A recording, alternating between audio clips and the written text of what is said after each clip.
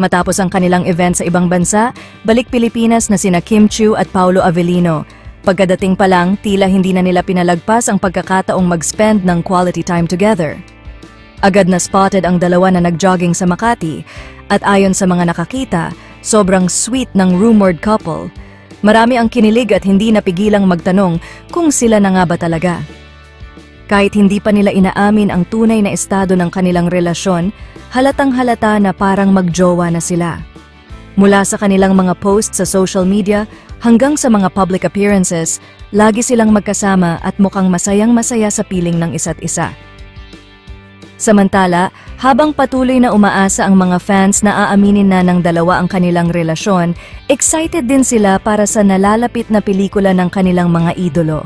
Marami ang umaasa na masisilayan nila ang chemistry ng dalawa, hindi lang sa personal kundi pati na rin sa big screen.